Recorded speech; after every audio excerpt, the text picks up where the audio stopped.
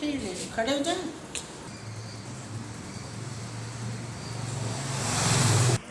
Good morning class 10th B. जैसा कि आपको कल ही हम लोग उत्साह कविता पढ़नी है, जिसकी रचयिता सूर्यकांत त्रिपाठी निराला जी है, और हम आपको कल ही इनकी निराला जी के संक्षिप्त जीवन परिचय के बारे में चर्चा किए थे, आपको बताए भी थे। आज हम कविता पढ़ेंगे तो उनकी निराला जी के बारे में जानकारी ले ली है और ज़्यादा हमको उसमें विस्तृत नहीं जाना है। मुख्य फोकस हमारा कविता पर है। तो उत्साह आप देख रहे हैं चित्र में, बच्चे ऊपर अपनी टेक्स्ट बुक में देख रहे हैं, पूरे आसमान में काले काले बादल हैं, जिसके बीच में ठंडक बिजली चमक रही है। लेकिन कविता का शीर्षक क्या है? उत्साह। जबकि निराला जी कविता के अंदर मुख्य रूप से बादल का वर्णन किए हैं और बादलों के माध्यम से निराला जी नव सृजन का निर्माण करना चाहते हैं। बादल के माध्यम से एक नई सृष्टि की रचना, पूरा नवीनीकरण, इसको किसके माध्यम से? ऐसे विध्वंस, विप्लव और क्रांति चेतना के माध्यम से, कि बादल इतने उग्र होकर धाराधार मूसलाधार बारिश करे, बरसे, जिससे समाज में एक नई चेतना जागृत हो, नव सृजन हो और सब कुछ नवीन हो। जो जीर्ण शीर्ण हो गया है उसका विध्वंस होकर, विप्लव में, महाप्रलय में वो सब विध्वंस विनाश होकर और फिर से एक नई सृष्टि, लोगों के अंदर नई चेतना जागृत हो। उत्साह शीर्षक में निराला जी पहले कविता का आदर्श वाचन करेंगे। आदर्श वाचन या वाचन। बादल गरजो, घेर घेर घोर गगन धाराधर हो, ललित ललित काले घुंघराले, बाल कल्पना कैसे पाले। विद्युत छवि, देख रहे हैं कैसे में भी हाइफन है, आपको 9th में बताए हैं, और विद्युत छवि में भी, लेकिन दोनों में हाइफन का अलग मतलब है। एक जगह समानता दर्शाया गया है और दूसरी जगह रूपक बांधा गया है। ठीक है। विद्युत छवि उर में कवि नवजीवन वाले, वज्र छिपा नूतन कविता फिर भर दो, बादल गरजो। बादल गरजो, कवि बादल को गरजने के लिए क्यों कह रहा है? क्योंकि बादलों की गर्जना सुनकर, बादलों की गड़गड़ाहट सुनकर लोग चौकन्ने हो जाते हैं, सजग हो जाते हैं, सावधान हो जाते हैं। इसलिए कवि बादल से गरजने का आग्रह कर रहा है। घेर घेर घोर गगन, यहाँ आह्वान कर रहा है कवि बादल से।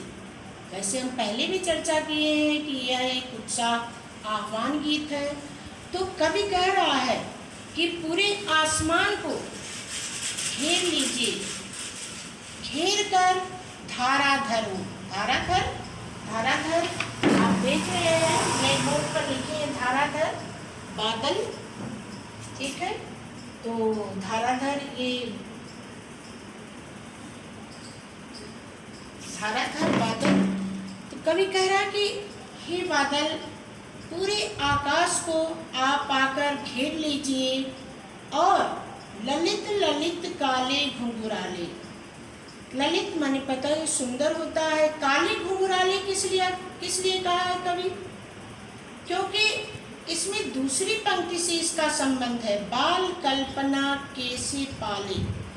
कवि यहाँ पर छोटे बच्चों के छोटे छोटे घुंघराले बाल, जिसे लुटुर लुटुर बाल होते हैं, सभी के सामान्यतः सीधे भी होते हैं, लेकिन जो घुघराले लुटुर लुटुर बाल, कभी कहा छोटे बच्चों के जैसे घुघराले बाल होते, उसके समान इसलिए यहाँ उपमा अलंकार है। कैसे पाले, उस तरह से पूरे आकाश मंडल को काले काले बादलों से घेर कर विद्युत छवि उर्मी, और जैसे बिजली की सी चमक, बिजली की समान।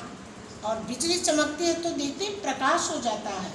थंडर जब आसमान में पहले प्रकाश होता है, फिर बिजली कड़कड़ाती है, तो विद्युत के चमकने से छवि उर हृदय मन। देखिए, एक छवि माने होता है सुंदरता, विद्युत की सी, बिजली की सी शोभा, और दूसरा छवि क्या होता है आप बताएंगे?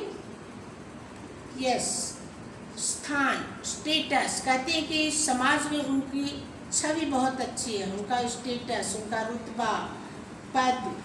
तो छवि के यहाँ दो अर्थ हैं। विद्युत छवि उर्मे कवि नवजीवन वाले। कवि नवजीवन वाले क्यों कहा गया है?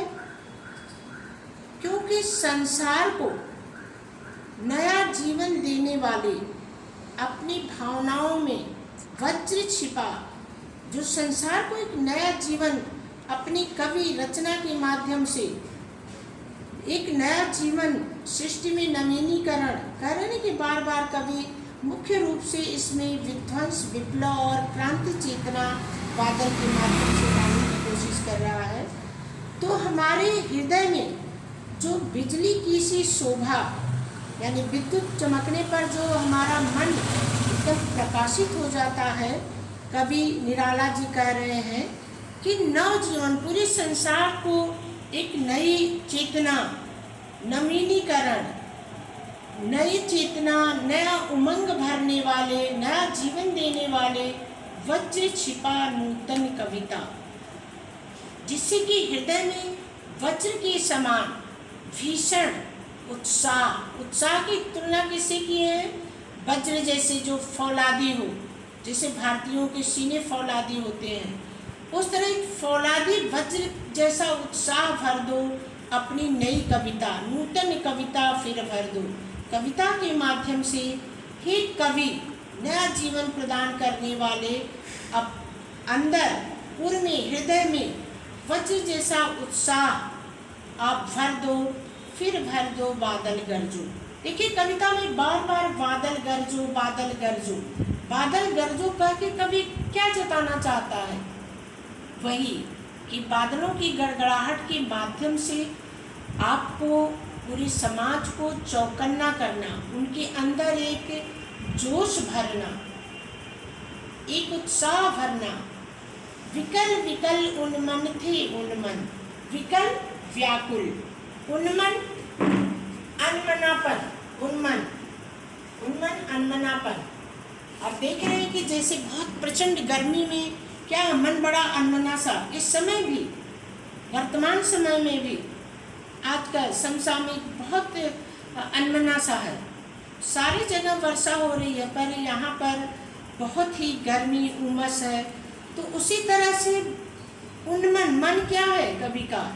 जो कहीं स्थिर नहीं, अनमना सा है जीवन, मन, और व्याकुल भी है। विश्व की निदाग के सकल जन, सकल माने संपूर्ण, सारे, जन माने लोग, निदाग प्रचंड गर्मी, निदाग मई का मिड हिस्सा, सेकेंड लास्ट वीक और जून का फर्स्ट वीक, मई का आधा और जून का पहला सप्ताह, क्योंकि 15 जून के बाद लगभग मानसून आ जाता है।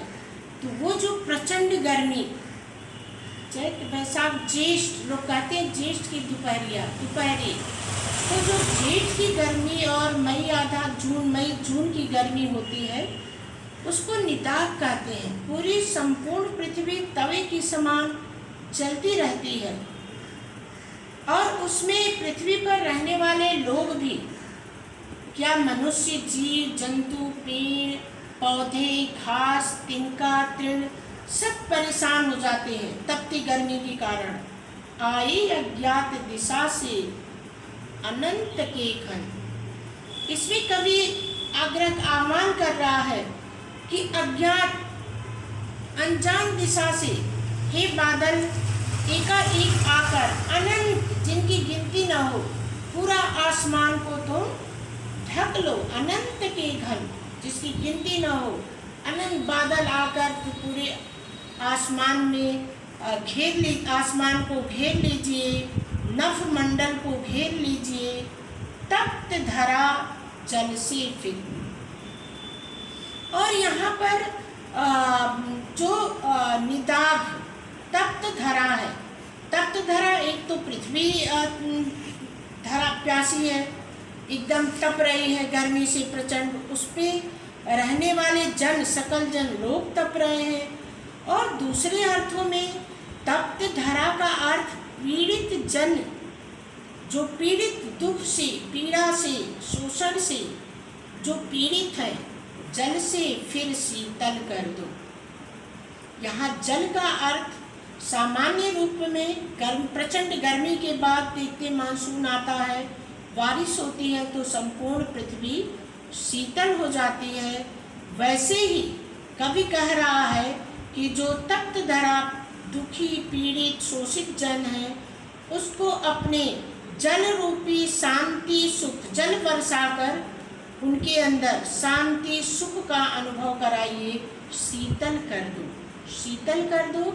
संपूर्ण बारिश वर्षा से, बादल के बरसने से जहाँ एक तरफ पूरी पृथ्वी, जीव जंतु पेड़ पौधे, पृथ्वी पर रहने वाले संपूर्ण लोग जन मानस पशु पक्षी तृप्त होते हैं, शीतल हो जाते हैं, वहीं दूसरी तरफ ये कृषि से जुड़कर दिखता है। और इसका लाक्षणिक अर्थ है कि जो दुखी पीड़ित लोग हैं उनको अपने जल रूपी शांति सुख प्रदान करके उनको संतुष्ट करिए। तो यहाँ पर अभिधा लक्षणा व्यंजना, लक्षणा लाक्षणिक शब्दावली का भी शाब्दिक अर्थ है, और लक्षणा में तप्त धरा, तप्ती धरा, और दूसरा दुखी पीड़ित शोषित जन लोगों को भी कभी शांति और सुख प्रदान करने के लिए, जैसे जल से धरती प्रदान करने के लिए बादल से आग्रह कर रहा है। तो आप देख रहे हैं कि इससे कविता का शीर्षक बेशक उत्साह है, लेकिन ये कवि बादलों के माध्यम से लोगों के अंदर जो सुसुप्त अवस्था में चले गए हैं, है ना, उनको अपने बादलों के माध्यम से उनके अंदर गड़गड़ा करके धाराधार मूसलाधार बारिश करके उनके अंदर एक नया जोश, स्फूर्ति, चेतना जागृत करने का पूरा प्रयास, कवि सुंदर प्रयास किया है निराला जी ने। धन्यवाद।